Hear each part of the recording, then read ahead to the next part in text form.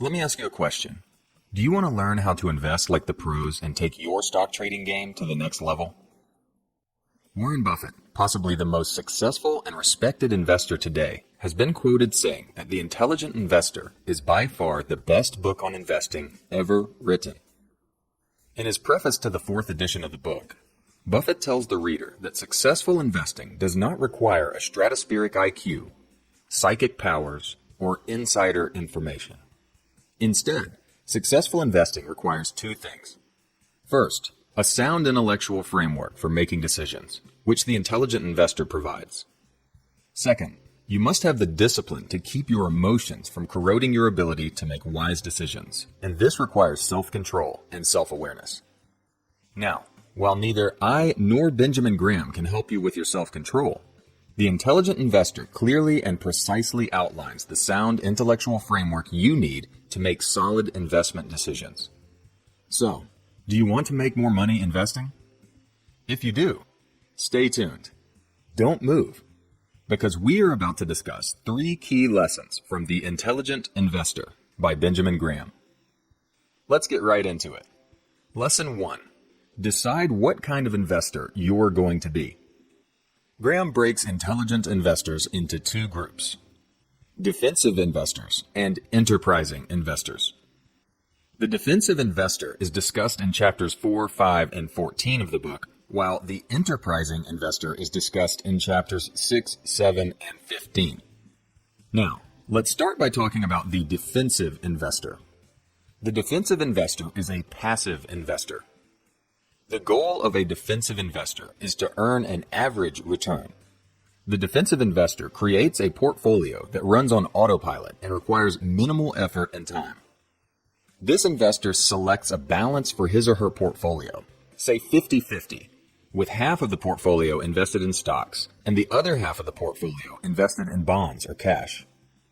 As the market fluctuates over time, the defensive investor will periodically engage in portfolio rebalancing to keep the money value of the portfolio at the desired 50% stocks, 50% bonds ratio. Graham outlines a set of 7 rules or criteria for stock selection that the defensive investor should follow. First is adequate size. Defensive investors should only invest in large companies, those with at least $2 billion in total market value.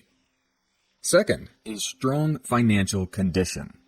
The company's current assets should be at least twice its current liabilities, because with this cushion of working capital, the company should be able to survive hard financial times. Third is earnings stability. This means that the company's common stock should have positive earnings in each of the past 10 years. Fourth is dividend record. Defensive investors should look for companies that have paid a dividend for at least 20 years in a row. Fifth is earnings growth. A defensive investor should only invest in companies with 33% cumulative growth over a decade. This is a pretty low hurdle. It's a little less than a 3% average annual increase. Quick note. The commentary on Chapter 14 points out that a cumulative growth of at least 50%, or a 4% average annual rise, narrows your choices of companies significantly, and a cumulative growth of 100%, or 7% annual growth, narrows your choices even further. Now, let's move on to the 6th criterion: moderate price to earnings ratio. The defensive investor should limit himself or herself to stocks with a current price that is less than 15 times average earnings over the past 3 years. The 7th and final criterion for the defensive investor is this: moderate price-to-book ratio. The ratio of price to assets, or price-to-book value ratio, should be no more than 1.5. Now, let's talk about the enterprising investor. The enterprising investor is an active investor. Unlike the defensive investor, the enterprising investor's goal is to achieve above average or even extraordinary returns. Thus, rather than maintaining a balance of assets like the defensive investor, the enterprising investor continually researches the market and stock prices and actively manages a dynamic portfolio of stocks, bonds, and/or mutual funds to achieve maximum results. Graham provides a list of 5 rules or criteria for stock selection for the enterprising investor. The first criterion is financial condition. The enterprising investor should select companies with current assets of at least 1.5 times current liabilities. Second, earnings stability. Select companies with no deficit in the last 5 years. Or, put another way, the company should have positive earnings for the past 5 years. Third is dividend record. The company should pay some current dividend. The fourth criterion is earnings growth. Select companies with current earnings that are greater than the company's earnings sometime in the past. How far you look back is up to you, but you might compare the company's current earnings to its earnings 10, 15, or 20 years ago. The key is to invest in companies that are making more money than they used to make. The fifth and final criterion is this: price. The stock price should be less than 120% of the company's net tangible assets. Now, as an investor, you might note that the above investing rules for the enterprising investor are much less extreme and much less strict than those outlined for the defensive investor. Let's quickly summarize the differences between the enterprising investor and the defensive investor. The main difference between the enterprising investor and defensive investor is that the enterprising investor dedicates lots of time and effort to the science of investing. The defensive investor, on the other hand, puts his or her portfolio on autopilot. The enterprising investor constantly researches the market and invests at the most opportune times. The defensive investor pays into his or her portfolio consistently, which is called cost averaging.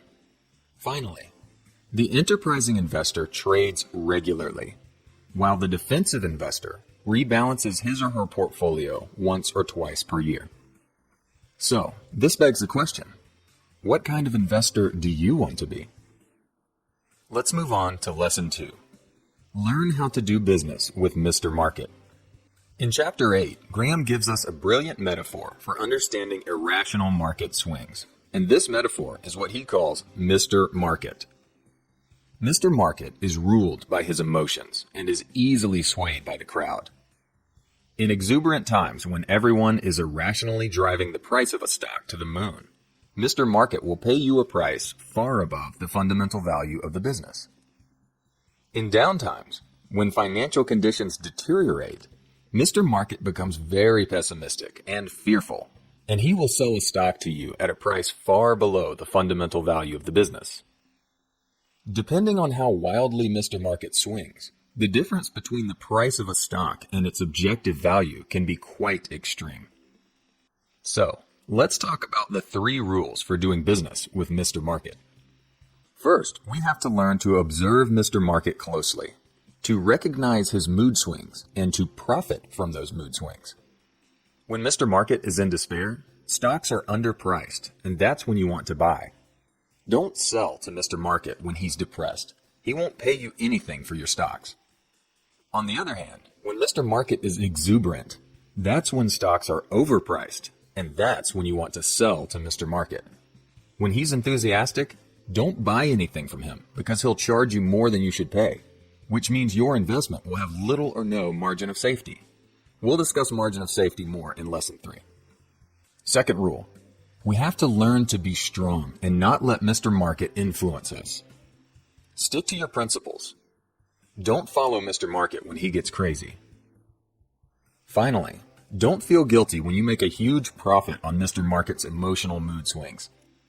He set the price and you remain disciplined. Staying objective in an emotional market is no easy task, and you deserve every penny you earn for staying strong and sticking to your investing principles. This brings us to the final lesson. Lesson 3. Practice margin of safety. This is the most important lesson from The Intelligent Investor. Graham said that the margin of safety is the central concept of investment. The margin of safety is your built-in safety buffer for each individual investment you make. In its simplest form, you practice margin of safety when you purchase a stock at a price lower than the valuation. Thus, Coming up with an accurate valuation is paramount to putting the margin of safety into practice. Buffett has explained margin of safety like this. He says that whenever we construct a bridge, the bridge should be strong enough to bear the load of a 30-ton truck, even though we know that most trucks riding across the bridge would only weigh in at around 10 tons. The more weight the bridge can bear, the less risky it is for vehicles that cross it. In the same way, the higher the margin of safety, the less your risk for that particular investment. Let's put this on a chart. This line represents the fundamental or intrinsic value of the stock. Anything here is greed. In other words, Mr. Market is exuberant and it's a bad time to buy. Anything over here is fear. Mr. Market is freaked out and it's a good time to buy. If you buy a stock below the intrinsic value line, you're practicing margin of safety. A deep swing below the intrinsic value line, like right over here, well, this is the best time to buy a stock because this gives you the highest possible margin of safety. Anything up here, where the stock crosses the intrinsic value line to the upside, well, that's your time to sell. Of course, selling way up here at the tippy top is best, but it's not easy to do unless you have a crystal ball that works. Now, let's quickly talk about diversification. Diversification is a close companion of the margin of safety. It is the same idea as margin of safety, but diversification is applied to your portfolio as a whole, whereas margin of safety is practiced in each individual purchase. Diversification and margin of safety work together to make sure you don't get cleaned out by a stock market downturn. These principles keep you at the table when others are out of chips. Thank you so much for watching this summary of The Intelligent Investor. If you loved this video, please smash like and subscribe to my channel. Also, if you loved learning about investing and you want more investing books on this channel, comment "more investing" below. If we get enough more investing comments, I'll make more content on investing books. Now, I hope you have a fantastic morning, afternoon, or night, and I'll see you next time on Mentally Fit.